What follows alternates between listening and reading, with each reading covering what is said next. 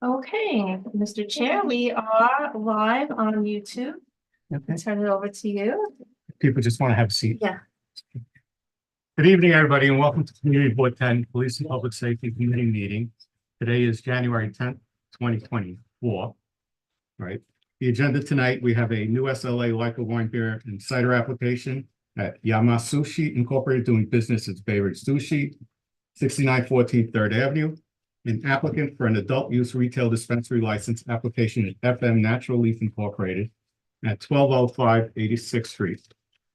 First item is for the Yamasushi Incorporated, Ms. Park. Can you hear me? Hi. Actually, I'm filling in for Mr. Sam Park. My name is Ellen. Mr. Hi. Park has another in-person committee board meeting at Queens, so he had to attend that meeting. Should I start? Yeah, go ahead. You can start. Okay. No. Yamasushi INC. This is a transfer application currently owned and operated by the sister, and the younger sister will be taking over the establishment. And the younger sister also worked there for past 10 years because it's owned by dad. It's a family-run operation. The reason for the change, the sister is continuing her education, and she'll be leaving the establishment. Currently, they're operating 7 days, Monday to Thursday from 11 to 11 p.m. On Fridays and Saturdays, they close at 11:30, the last call. And on Sundays, they open at 12 noon to 11 p.m. And the only change we're asking is the extension of closing hour to 2 a.m. on Fridays and Saturdays only. This is because of not because of the in-person dining, in dining, but it's more of takeout deliveries because there's a heavy request, and they have to turn off all the online orders, the portal, and this is the reason we're asking for 2 a.m. closures. It doesn't mean we're going to continue to open every Friday and Saturdays at 2 a.m., but 2 a.m. will be the latest. But what's the last time you can do indoor dining, if I can interrupt you? The indoor dining. All right, Indoor dining will be available, but they will not allow after 1 a.m. I'm sorry? They will Indoor dining. not allow after 1 a.m. So indoor dining stops at 1 a.m. 1 a.m. latest. Okay. That means that people can enter at 1 a.m. and order? No, they cannot. They have to enter at least half an hour before an order. So what's the latest someone can enter for indoor dining? It's at least 30 minutes before the closure, so it will be 12:30. This is the reason they have 11:30 online now, because that's the latest hour the customer can place the order. Excuse 30 me. minutes before, so 1 a.m. no walk-ins. Yeah, I want to clarify. Are these two different things? Like, can the restaurant be closed, but closed to Indoor dining and be open to deliveries? Yes, that's my question. A lot of establishments in Manhattan do operate in that way as well. So your indoor dining is going to stop at what time again on Friday and Saturday? 1 a.m. And the last call for a person would be seated at 12:30? 12:30. Just want to clarify it. Okay, proceed. I'm sorry to interrupted you. Currently, we're not changing any internal details or structures. There's maximum occupancy of 60%, same menu, same chef. Other than the hour change, there's really no change. They have 3 restrooms, 1 restroom on first floor and 2 restrooms on downstairs. Right. They have a bar. Yes. The other question I have is you have no outdoor dining, correct? No outdoor dining. You still have the COVID shed still up though? It's up. They will remove. You're going to be removing it? Yes. Okay. When? Thank you. When will it be down? I'll tell him check it out within this month. Okay. Thank you. Okay. Go ahead. Let's continue again. And that's really about it. If you have any questions, I'm here to answer. All right, so there's gonna be no background music. I mean, there is background There's music. background music, yes. Mhm. No live music, no DJs, no promoted events. Mhm. Okay. Any questions from the board? Nope. There's no adverse history here Okay. in terms of, community complaints. Any questions from the board that's online? I see. Elizabeth Edmonds has her hand raised. Yeah, not a question, just a comment. I mean, I live nearby and it seems like a great place and I've never seen anything untoward going on there. So, Thank seems like- you. yeah.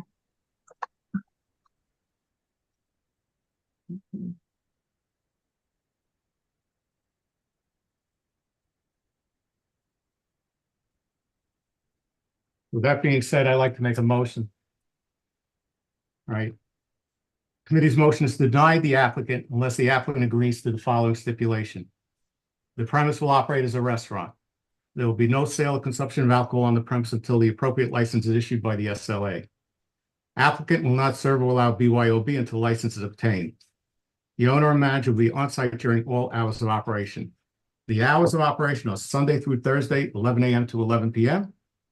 Friday and Saturday, you have 11 a.m. to 2 a.m. But last seating is 12:30. And remainder is for delivery, correct? Yes. On Sundays, they do open at 12 noon, not 11 a.m. Only on Sundays. Okay. So Sunday at 12 to 11 p.m. Yes. And currently, the establishment is currently being operated by, still under the prior corporation. And once the temporary permit gets approved, this is when when Amy will jump in and start under her ownership. So there's There will be no no, current, yes, there will be no smoking permitted. no smoking permitted, but they do have a current beer and wine license, but still BYOB is not allowed. There will be no outdoor music. Yes, The doors and windows remain closed with any amplified music, background recorded and/or music sound levels remain below the level permitted by New York City Noise Code. yes, Once the SLA license is obtained, the committee board may call upon the applicant to address any concerns that may arise. There will be at least 20% visibility view into the establishment at eye level. The applicant agrees that should it change its method of operation, it will give notice and meet with the community board committee at least 45 days in advance of any such change. yes. Any discussion? First discussion? Anybody online, any discussion? Yes. There's nobody from the public. I just wait for Justin to come back.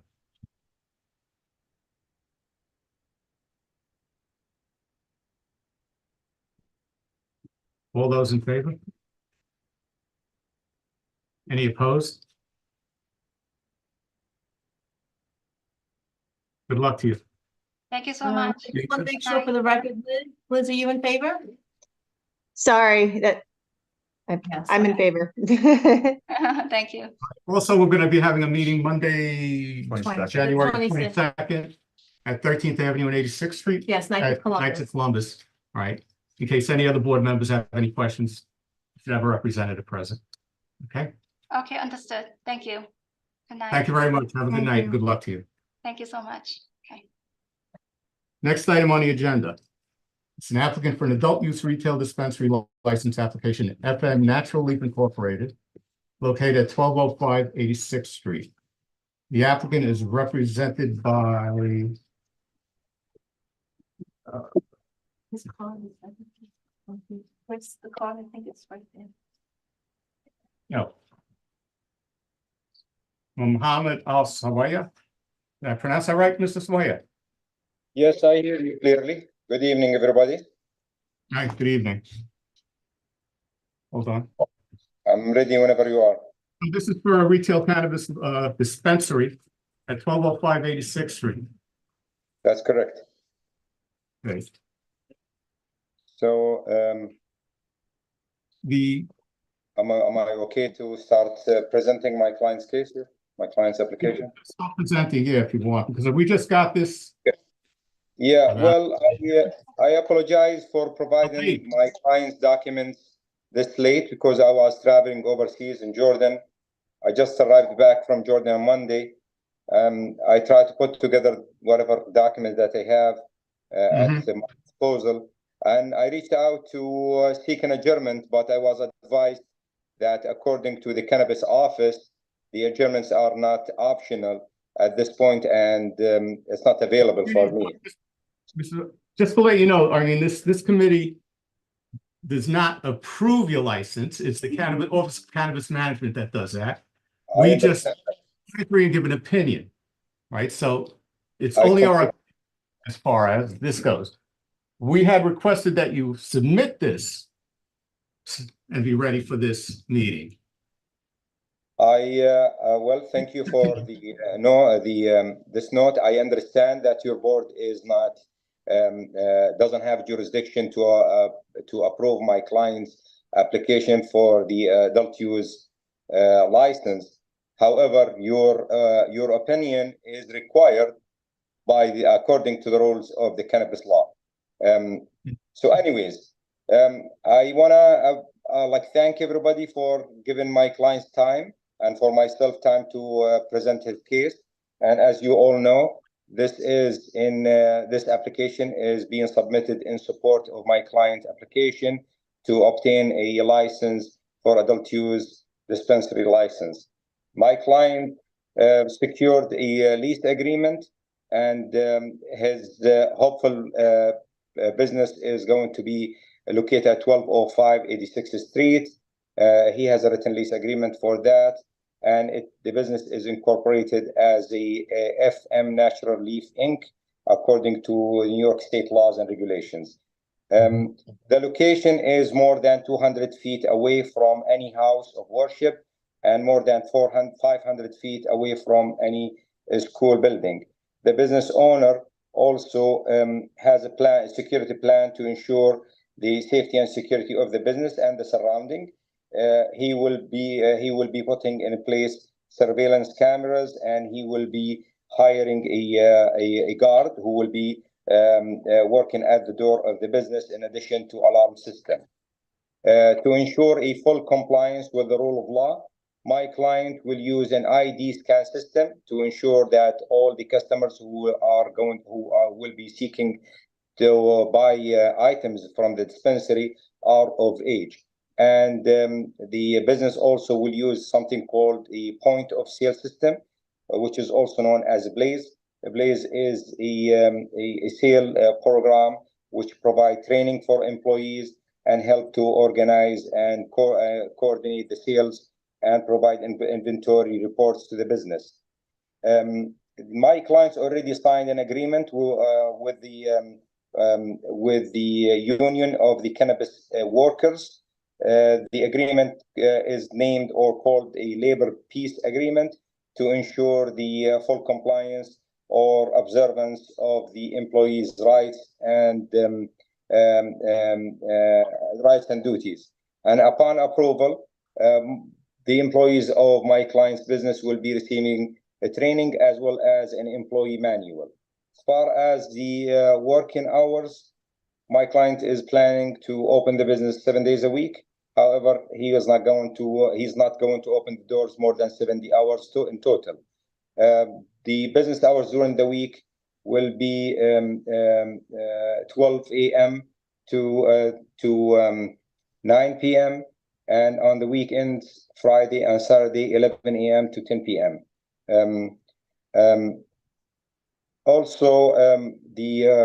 My client has a floor plan, which is a bank-style floor plan, which will ensure that all customers will be able to see the products before reaching the cashier's counter, as well as enabling the employees to see all products to ensure security.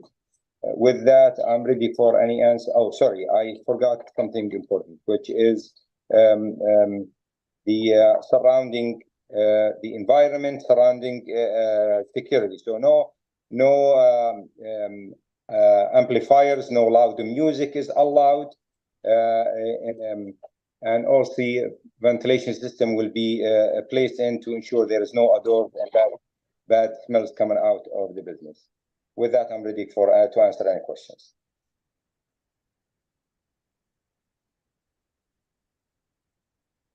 I'm just wondering, what do you mean by the product is being on display? Because you're not supposed to have product on display, only the external packages. Yeah, well, the plan that my clients have, everything will be basically put in a glass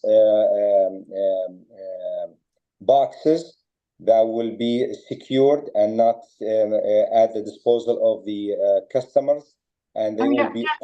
clarifying for you, according to, Right. according to. Why don't you walk us through? So client walks in and wants to buy. What does he do?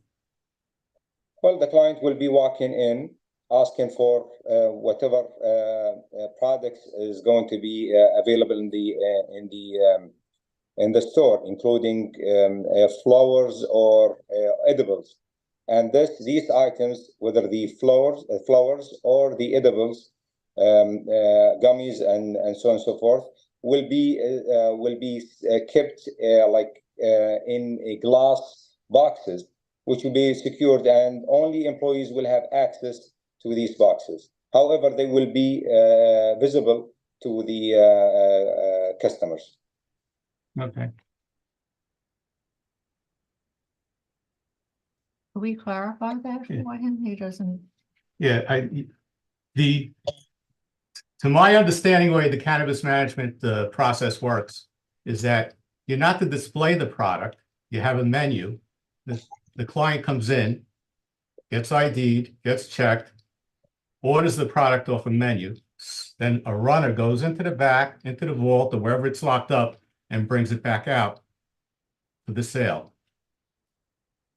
Right? It's not supposed to be displayed openly. They can have the packaging The though. packaging, yes. How would you client advertise? Well, they will be visible. However, they will not be able to they cannot grab them in the conventional form of grabbing items off the shelf in the regular stores. However, they will be boxed in a glass boxes, secured, and they will not have access to them. The items will be packaged as well. The like flowers or gummies, they will be packaged in a barcode containers, whether it's plastic or otherwise. And where will they be stored? In the back or in the back room of the drying store area, in the back room of the store, the store owner is planning to keep the inventory that is not being on display. And how is the product secured? Well, the product that will be visible to the customers of the business will be in glass boxes that are locked, completely locked, and only the workers of the dispensary will have access to that. However, the other products that are basically stored in the back room, nobody will have access to them. They will be in the back. Nobody can see them or have access to them. Any questions from the board? I've said this, I'm going to say it again, and I think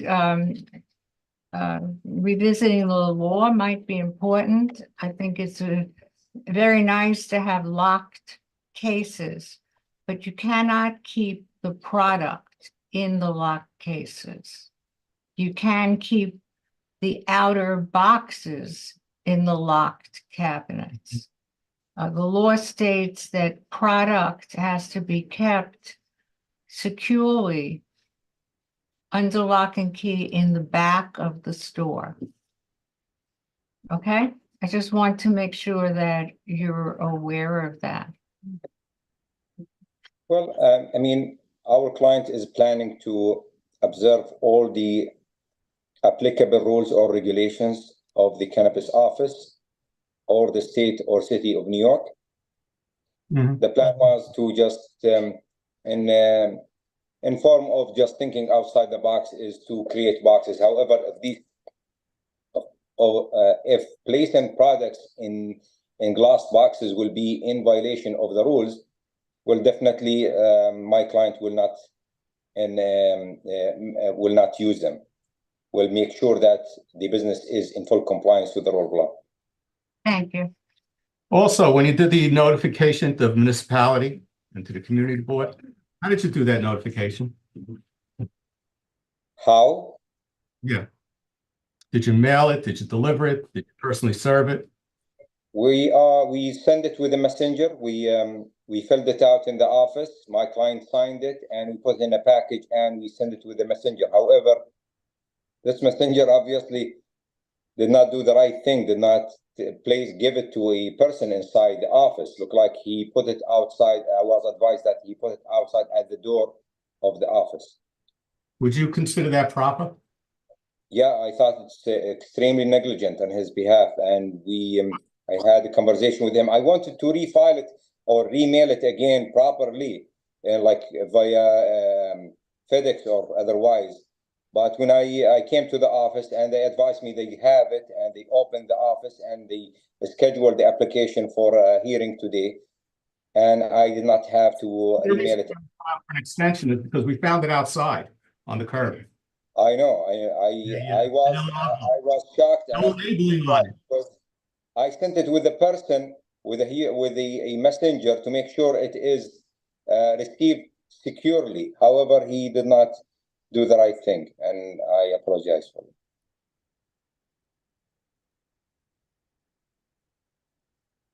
Also, in the package we had just given you to do the questionnaire, right? We required the questionnaire to come back on January 8th prior to noon. I got it an hour ago. You know? I only came back from, I mean, it's not an excuse. However, I came back from Jordan on that day, on January 8th, Okay. the evening. The other thing is also on the public notice. In the package, there was a public notice that was supposed to be posted at 1205 86th Street. Was that done? Yeah, it was done. No, it wasn't, because I went by yesterday. I took a picture. Well, we did we only did it today. I mean, my office sent the notice today to be put on the like in front of the store. So in your absence, I have a question. I understand that you were absent and just returned from a very extensive trip. Welcome back. But Thank you. the owner has some responsibility also for doing these things. So in your absence, nobody took responsibility for any of these things, which makes me, as a board member, be concerned for the future. What kind of responsibility is this owner going to take for this very, very serious retail establishment? Okay. And he's not here, right, with you? He didn't, he's not attending the meeting? He's not here today, no. Yeah, Okay. so it leaves a question in my mind about the level of responsibility that he wishes to or can take on. I mean, my client by profession is a contractor. He owns his own company. However, if approved, he will be hiring people with experience in the field to run the operation of the business. He will manage the policies, but he will not manage the day-to-day operation. He will make sure that our people of experience are there in the store who will be observing the rule of law and making sure that the business is being managed properly. So this will be an absentee owner who will have a hired manager. Not an absentee per se, he will be there, but he will make sure that people with experience running the day-to-day operation, he will be there to set policies, not to run the kind of transactions, like single transactions. However, he is planning to be involved on a daily basis. Chris, may I? Yeah, hold on. Go ahead, Barbara, I'm sorry to interrupt you. You know, I know that we are just an advisory committee for the state.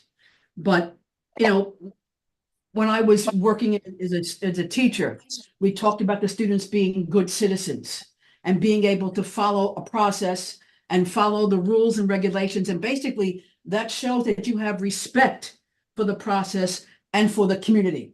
So we started off last month with the package, the application just being thrown against the building outside. It could have been a piece of garbage for all we cared about. With that also, you have somebody who, you know, if we get approved, then we'll be responsive. It's sort of like having a child where he says, well, give me the candy and then I'll behave. It doesn't work that way. In addition to that, I feel that, you know, we have had other dispensary applications. I really feel that although 86th Street is a commercial corridor, you have many residents living up there. You have like 3 or 4 very small, quiet stores. So basically what's happening, if you open this establishment at this location, you are changing the look and the use of this community. And I don't know if you could see from here, but we have about 15 people here who feel the same way. This location is in a residential area.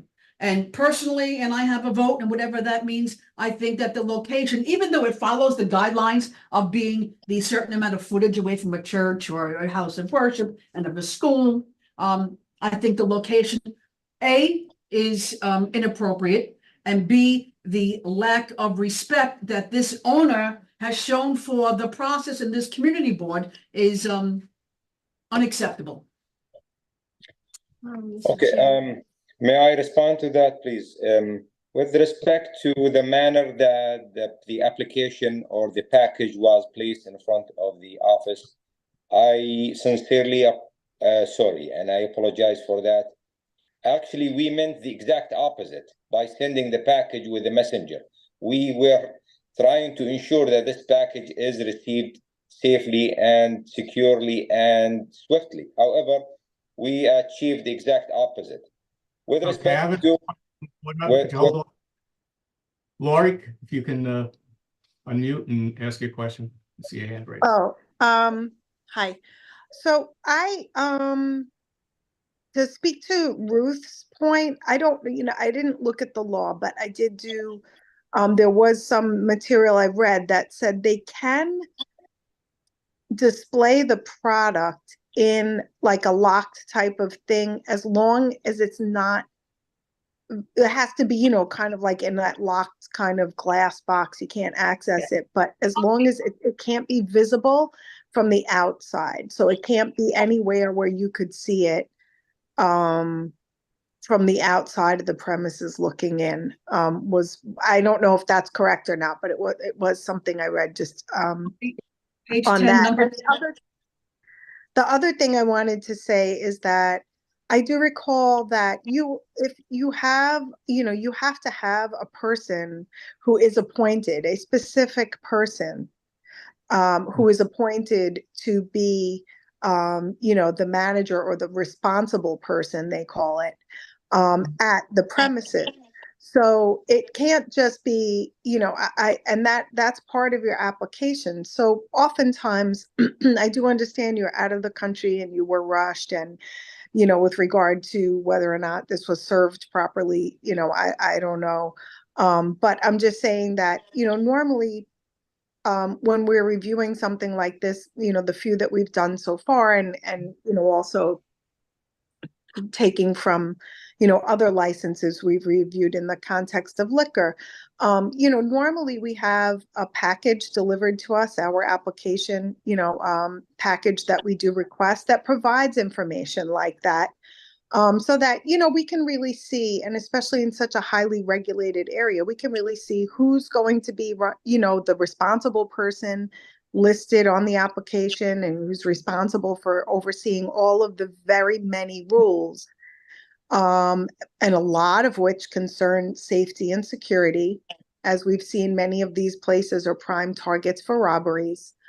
You know, and so that kind of information really would have been something, you know, at the very, that specifically that kind of information. I'm sure a lot of other things on the questionnaire would have been helpful for us to be able to, you know, review in advance of having to sit here and pass on this. So I just wanted to say that. I don't know, you know, I'm not at all implying it's a question of respect or not, but it is just, you know, I feel that we're lacking things that we need to make an educated decision. Thank you, Lori. Elizabeth, you had your hand up? Yeah, hi, thanks, Chris. I just wanted to say, yeah, I mean, I think, I do think that like not about respect necessarily, but just the procedural rules matter. I mean, you're a lawyer, I'm a lawyer, we have other lawyers on the committee. I mean, you have to do things, you know, by the book. And, you know, if it says personal service, you know, I see that you're on 69th Street and 5th, that's only 14 blocks from the community board. I don't know if you could bring it in yourself, but certainly I know if you hire a process server, you could have had it served. I think that the short notice, particularly with respect to the plans, is problematic. I mean, I didn't have a chance to fully review as much as I would like. And so that does make me concerned about how things would be going forward. You know, would we be getting things at the last minute and so forth?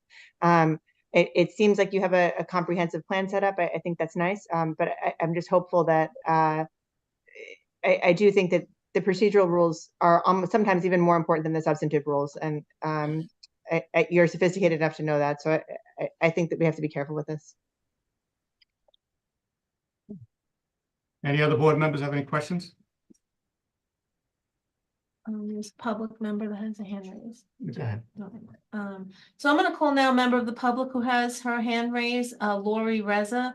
Lori, I've unmuted you, so you should be able to speak. And ask Hello, your question. hello, Yes. can you hear me? Yes. Hello, I actually live on this block, only a few doors down from the proposed place where they would like to open the dispensary. First, I am concerned of how negligent the start of this is. It just goes to show how poorly I believe that this will be managed, but that's not my biggest concern. Even though it might be legally within blocks from a place of worship and the school, on the corner of this block is where about 100 students wait for the bus. It's a bus stop to go home. So at dismissal, you will see hundreds of students on this corner. So even though it might be legally far enough from the school, I think it's a terrible place. This is a residential block. I think it's a terrible place to advertise for middle school students. We know that a place like this has a higher risk of robbery and theft, and it just attracts different types of people. And I think that when we're in a community of families that I am aware of, we're trying to deter children from the sale of cannabis and to sell this and glamorize it where students are on the corner waiting for a bus stop to either go home or come, you know, to and from school is a terrible place for this store. And I'm very concerned. I speak on behalf of the neighbors on my block, and I'm very against the store coming here. I'm not against whatever anyone wants to do in the privacy of their home. I'm against the store being in this location. Thank you.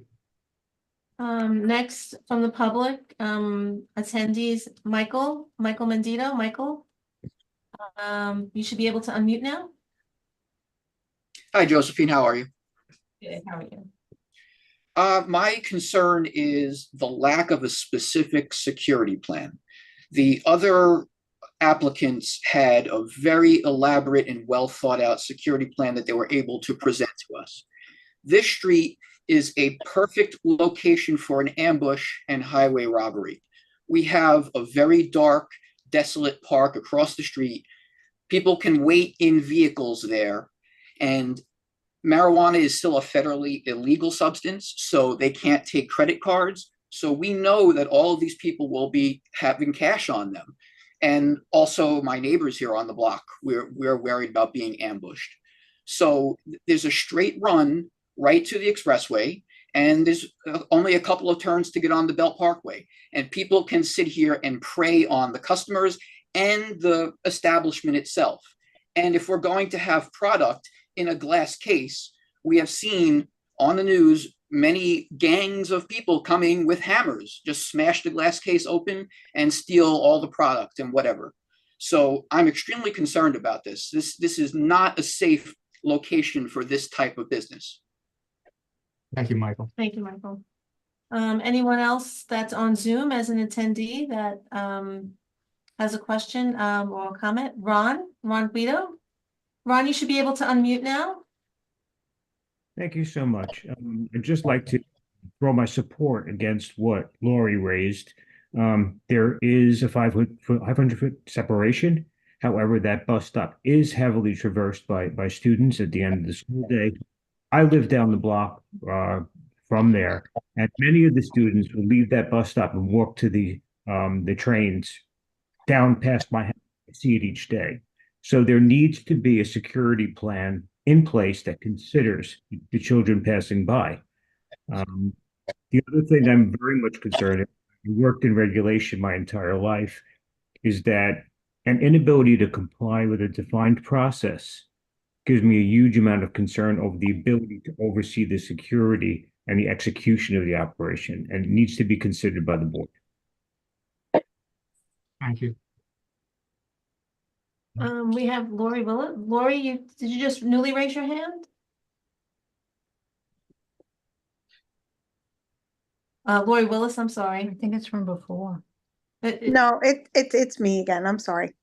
I did want to make, since they were bringing up the location, I did want to make a quick note about this location because it's really not, although technically, as the people have said, you know, maybe it's not within the 200 or 500 foot rule, but it's also, I mean, even though technically it may be permitted to have a commercial establishment here, this is a very unique location in that it's really only about 2 or 3 stores. Immediately next door is a residence.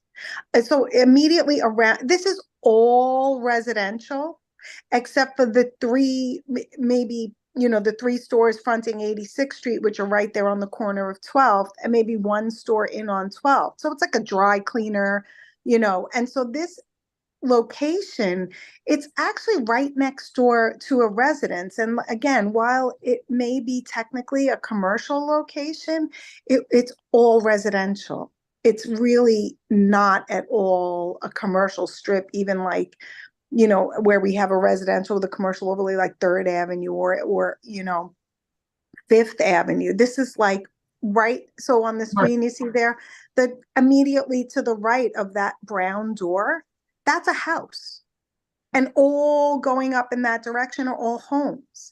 And then, you know, to the left of that roll down gate, there's only, you know, I think 1 or 2 stores on that corner. So it's really, I feel, not, while maybe technically legally it's a good location and that it meets the criteria, I don't feel that it meets at all the character of the neighborhood to have this dispensary right next door to someone's home and in such a highly dense residential area. Elizabeth Edmonds. Elizabeth, is that a new hand raise? No, I didn't. Oh, I'm sorry. I didn't mean to raise my hand. Sorry. Okay, all right, no worries. No worries. Chris, back to you. I don't know if there's anyone else would like to speak? No, because Anybody present that would like to speak? technically, Hold they on. could be a line of people. So people who live right next door may always have a line of people standing in front of their front door. Right, that's a good point. Okay, we could. Sir? Can you get the hours of operation again, please? Yes. 2 questions related to that. I wrote it down. Sunday to Monday, 12 to 9. Yeah, Sunday to Monday, Tuesday. 12 to 9. Tuesday, Thursday, 11 to 9. Friday and Saturday, 11 to 10. When he said, I believe he said 12 a.m. He Is said that 12 correct? a.m. 12 a.m. Not 12 p.m., 12 a.m. Sunday, Monday, 12 p.m. to 9 p.m. Correct. Tuesday to Thursday, 11 a.m. to 9 p.m. Okay. Friday and Saturday, 11 a.m. to 10 p.m. I guess So- I have, again, another security question. What procedures or what is it being established to prevent third-party sales? So if someone purchases from the store, goes out into the residential area and resells it again. It is a heavily residential. Can't do anything about It's the Is there same a thing with limitation? liquor stores. You know, Is there a limitation on a sale? I believe it's 3 ounces per day. Okay. I mean, I think that this place, this location is terrible. Okay. Um, Anybody from the public, sir? Also, just another fact, there's a park across the street. Mhm. There's a park where 3-year-olds, 4-year-olds, 5-year-olds are with their parents that walk by there. They cross the street to go to that park. I bring my kids are a little older now. I was there every other day going to that park, walking right by that location. You know, you're gonna want to bring your young kids with the carriages in front of a location like this where people are waiting outside buying this stuff. It's ridiculous. The park is located on 13th Avenue and 86. Then I just want to add Go ahead. to that, depending on a place's security plan, they're not necessarily waiting outside. And there are different things that people do to avoid that, because we've heard from Sure. other dispensaries. So Where they would beat them, they would, but they are allowed to have stanchions. That is written, so these people who live right there could possibly have a line of strangers outside their house every day, 12 hours a day. It's the wrong place, sorry. we do have 2 more members of the public, who are attendees. I will call on, Antoinette. Antoinette, you should be able to unmute now.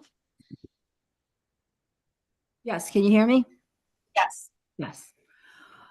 The last several meetings I've been attending regarding these subjects, it seems that Bay Ridge, many people want to open these type of establishments.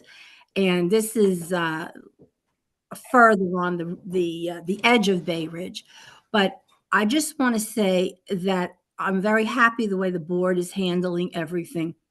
I think we have to hold our ground because it seems like there's an infiltration of the desire to open these shops in Bay Ridge. And you can correct me if I'm wrong, but have licenses been issued yet for these establishments? And what is going to happen when the licenses are issued? I understand there's a limited amount and not everybody will get one. In Brooklyn itself, there was one license that has been issued in, I believe, in Gravesend of legal selling of marijuana, of cannabis, I should say. Mhm. How many licenses are going to be issued? I believe it's 200, 200. approximately 200 on this round. from what I in understand. the city, in New York City? Not New York City, statewide, I believe. Statewide. Statewide. Yeah. So a lot of people are applying, but very few will Yeah, get. there's over 1,000 applicants. All right, and the Office of Cannabis Management is now vetting the applicants. And part of the vetting process is this process where they notify the community board and we render an opinion, which then becomes part of the applicant's record. Right. But we are not the say-all. We don't have the deny.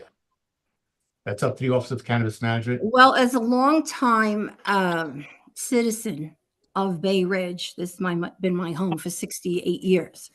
I just feel it is the community's responsibility to dissuade these from, and especially in a location, a residential location, from even thinking about opening. I think all the issues were very well covered. And I just, if I can, I know I'm representing many people from the community who has asked me to attend this meeting. And that's all I have to say. Thank you. Thank you. Thank you. Can I add something to this Sure. conversation? Yes. So my name is Danny Lee. I've been in Dyker Heights since 2001, so I love this neighborhood. Both my kids actually went to Dyker Junior High and both graduated. I live about a few doors down from this location. What I've been noticing recently is that across the street from my house, on the opposite side, on the park side, there's these benches. And I've seen an influx, actually more frequent, people actually driving their cars and smoking marijuana across the street. So that's been happening a little bit more often. I've been here 20 years. I mean, this is slowly changing. And one of my biggest fears, as Lori, my neighbor, pointed out, it's not 100, it's a few hundred kids getting out of that bus and every single day, in and out of that corner, specifically on that 12th Avenue corner. So one of my biggest fears is these customers who come in and buy their cannabis, they might be able to control what happens in the store and into the store, but they can't control what the people does after they purchase the product. And there's a big chance they could go across the street and smoke the marijuana during, dismissal of school, which is 2:30, 2:15. And this is a huge concern for me, right?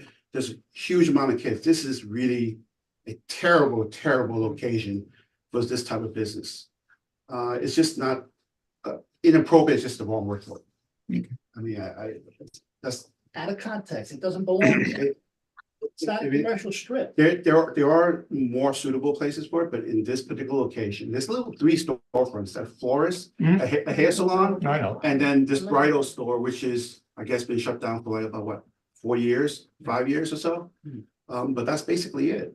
There's really nothing else there on that street. Everything's residential. And just for the record, this is not the first application we've received. Oh.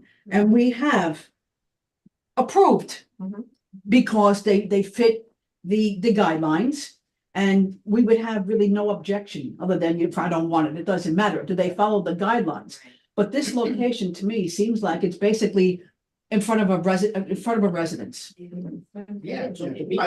I mean, I really, People that live upstairs from the store. I really think the owner of this business does not really understand the nature of the location, what it is.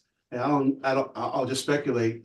I don't think he's ever seen kids get out of that bus and go to school and go home from that location. I think if he's seen it, he'll probably realize the objections that the neighborhood, the community would have for this location. I think that's just, I don't think he realizes the sensitivity of this location from a safety perspective. Thank you. Sir? I just had a quick question. Does, when a lease agreement is issued by the landlord, does the board take into consideration if there's taxes owed by that property? Is that something that you guys look at? Does that tell you something if there's like 5-6 years of taxes owed and the landlord is that something that's considered at all? Actually, no. It's never come up. It's never come up. But I did look it up. Yeah. I did look it up, okay? I'm not gonna elaborate anymore. So the owner is aware of the landlord is aware of what type of The business lease that this was is gonna be? signed, The lease was signed with this business on aware it? of what type of business that the lease is signed. Does anybody for. know that? In other words, the lease is signed, correct? I believe it's an estate. Can we get a I copy think the of it? landlord had passed away. Yeah, the landlord passed away. Yeah, we do have a copy of the lease. We just got it an hour ago. Is- Couple hours ago. So I didn't have a chance to the lease digest is it. back signed and the landlord is aware of what is transpiring at that location. I have no what it's idea. going to be. That's the question I have. Wouldn't it be on the lease, what type of business or no? Just to follow up on that, so if the New York City finance is owed money, they're okay, like, that's not something that's ever come up, or? I don't know how the Office of Cannabis Management vets it or looks into that as far as the location. Okay. Okay. I can't speak for them. I can only speak for, The community So- board really reviews time, place and manner. Yeah. And formulates an opinion. The vetting of the application is done by the Office of Cannabis Management. who's still in the process of getting off the ground and starting this whole process, et cetera, et cetera. And in fact, they just started the enforcement portion of it. Sir, Yeah, I have a question. As a community that I live in the neighborhood, I've been living in Dyke Heights since 1990. Can the residents have a vote in terms of what business comes in?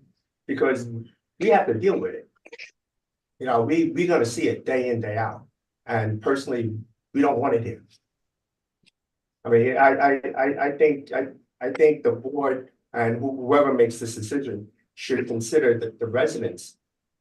we take into account the residents, so that's why you're here tonight. Well, I'm just saying, do we have a say in saying, no, we don't want it? Well, we represent them. We represent you guys. That's what we do. You do, but the problem I have is like, in the very beginning, there was no posting anywhere. No one really even knew. There were only a handful of people knew about this location being turned into a dispensary. Mhm. There was no posting anywhere at all. And it's by dumb luck We did, that we Will find that be out. part of the report? Did and anyone we're in the receive dark. did anyone receive a letter from the community board? Yes, because we Because- signed up for it. Yeah, we know, but we did a notification. We did a mailing. when we do public hearings, this When we is, do a public hearing, we'll do either a door-to-door lit drop, or we will do a public mailing for the perimeter block. And the posting on the outside of the. The posting on the premise, there was outside no is posting also, Ever. right, is Posted in front. that All was of that will be in the report, that there was no posting, Yeah. the way it was served inappropriately, I'll- that this package came to us an I'll hour get it- before, I'll all get of it in that my will be in your report. right. I'll put it in my. But as far as public notice, the board does make an attempt to do public notice. I mean, we do try to reach out to the residents in the area. So I asked. I mean, it's not like a pizzeria. This is a high impact store that you're putting there. And it's not even a Negative store. impact, negative It's, impact. Negative, In fact, right. you know, negative. Okay. It's not no positive. There's no service to the residents of this community. I don't care what you do. It's more of a problem than a praise. So You know, I have that, no that, problems with small business, but it's not the right place. that building is zoned for mixed use, basically. It's for 2 residents. And 1 store or office. Correct. And that's how it's zoned. I think it's S2. Lori has her hand raised? Laura? Yeah, I mean, just to speak to what that resident had just brought up, I do think that, yes, it does. I think that in this decision, I mean, we haven't seen the decisions come down from the Office of Cannabis Management in terms of who they're granting the licenses to, but to my reading, there are portions of this law that mirror the language used with liquor licenses, which is in the interest and convenience of the community. So in the past with liquor licenses, when the community really has had strenuous objections to an establishment getting licensed at a particular location, you know, and states there are reasons for it, that at least in terms of liquor licenses that they have been receptive to hearing that. And I'm sure that you're speaking at this meeting, you know, all the members of the committee will take that into account. And it also goes usually into our chair's report.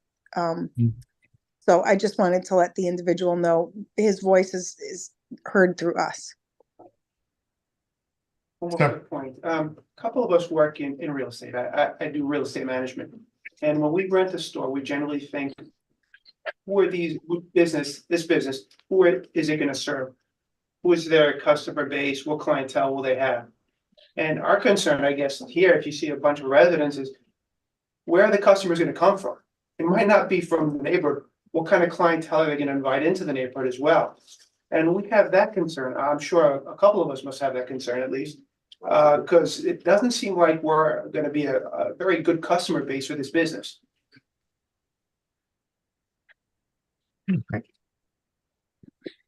Any other Um, questions? There's one more hand raised. Antoinette? Did you have your hand raised? She's muted. Yes. Okay, Okay. go ahead. Yes, I just feel the necessity, again, to come on and to support the people who have just spoken in reasons. Now, when you say you represent us, okay, have you taken polls? What have you done to establish that what you're saying is representing us, the residents of this neighborhood? We live here. We're also, We're volunteers and we live here. and tonight's Right, okay. is a public hearing Right, where you tonight's a- voice your opinion. Right.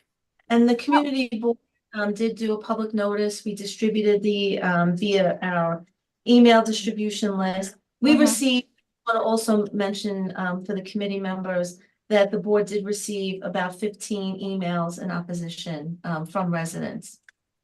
And you've already had meetings where you have discussed in more commercial areas these cannabis establishments. You have already, I've listened to them, and I could see you being more open there, and it's in areas not really affecting residents.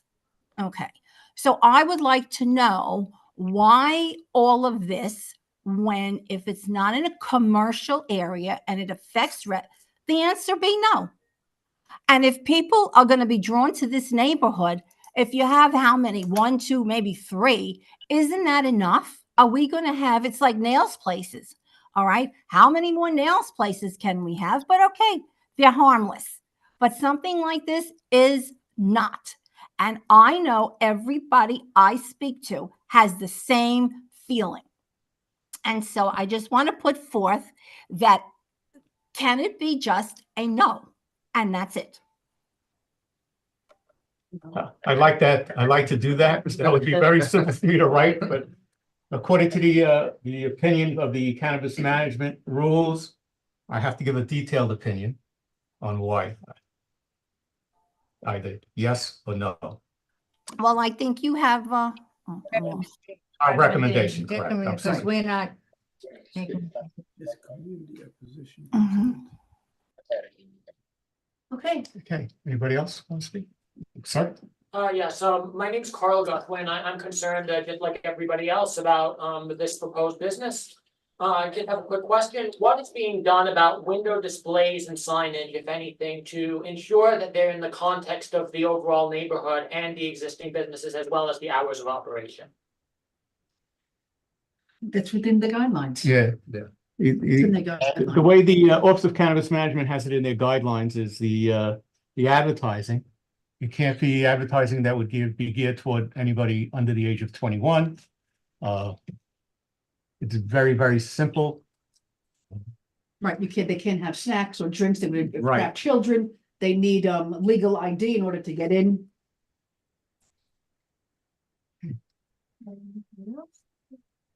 I don't know if that's a new hand. Just quick question. Sir. So it's basically open to anyone that's 21 years of age or better. No matter, that's just what it comes down to. If you're 21 years of age or better, you can just walk in there and buy whatever you want. Well, not whatever you want, There's a but certain within the amount. limits, of course, yes. But your ID has to be checked. There has to be an ID There's a verification. machine that will check. That's fine, but what I'm saying. And is there's a, still- Right. there is a system, from my understanding, that you can only buy up to 3 ounces per day in multiple shops. So if you go into one shop and you buy 1 ounce, you go into the other shop, you buy another, and you go into the third, now you go to the fourth one to buy another one, they won't sell it to you. That's still not- A lot of stuff for one That's day. an extreme amount. Okay, See, Chris. any other questions? There is one more hand, Antoinette again, I don't know if it's new or, Antoinette, I'm sorry, is that a new hand raise or is that from before? No, that was from before. Okay, good, because I was gonna limit you. Okay, And, Michael Mendino has. And Lori. Lori, hands up again. Lori? So I would like to make a motion Mhm. to deny the application based upon the failure of proper notice as required by the guidance from the Office of Cannabis Management, and based upon the location of the licensed premises, in that it is, as many of the residents have stated, that it would have an adverse effect on, first of all, it's not appropriate for the class and character of the neighborhood, that the effect of the grant of the license on the pedestrian traffic in the location, you know, with the bus stop nearby and the children getting on and off, and also the possible noise and other disturbances that could be generated in front of the neighboring residential, homes, and also that it would not be, as we've heard, many of the residents of the neighborhood have come even on such short notice. that it would not promote the public convenience and advantage or be in the public interest of the community as set forth in the Office of Cannabis Management guidelines for the location of the premises, in that, you know, it really is a heavily residential area, that there is a park right across the street where people could purchase and use, and apparently do use even now, you know, illegally. And that would be my motion. And that those, at least that we put in our opinion that it be denied, citing those specifics. And I don't know, I invite any others to make a friendly amendment and anything they may suggest.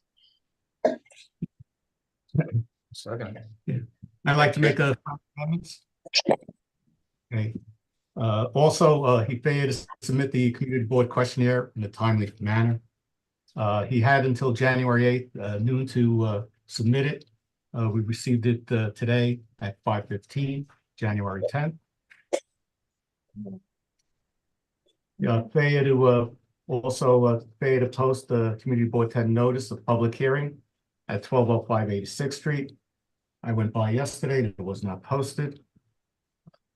And anything else anybody else wants to add? The family nature of the park.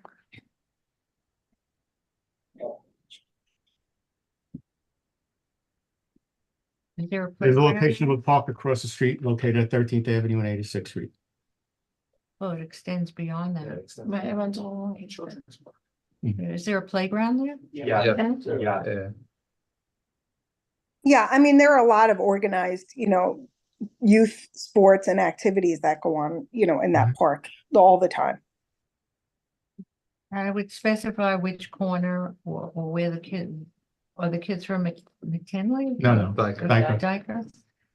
I would specify that. Mhm. Okay. And that's the only bus stop too, so all the kids will Okay. end up at the same. All right, any discussion on the motion? Any more discussion? We had a second. right? it. Second. Did you accept my friendly amendments? All those in favor? Absolutely accepted. Okay, Any opposed? Motion passes.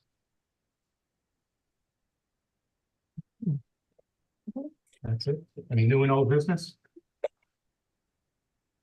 No.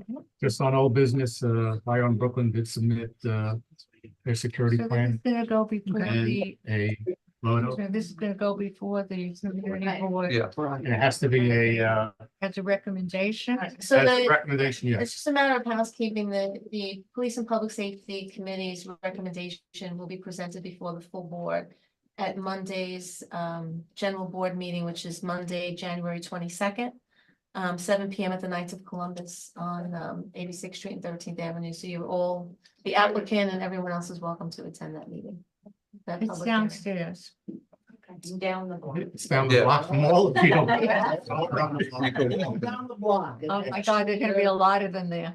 Well, they're not gonna park their cars there. They're gonna walk over. Oh, that's good. We had half hour to park my car. That sounds about Right now. So a list of all around the. Yes. Usually for like. Yeah. He's a wide lawyer. Hmm? He's a wide lawyer. Huh? Thank you for hosting the meeting, for having. Yeah, of course. Thank you. Thanks for coming. Thank you very much, Mr. Spider. Thank you. Thank you. Yes. You're muted. I can't hear you. Correct. Thank you. Thank you. Thank you. Also, you know about the meeting on Monday. Yeah. Monday, January 22nd at the Knights of Columbus on 13th Avenue. Walk up from where the establishment was. What's the list of all? All right, do you have a motion to adjourn? Motion to adjourn. How do you do?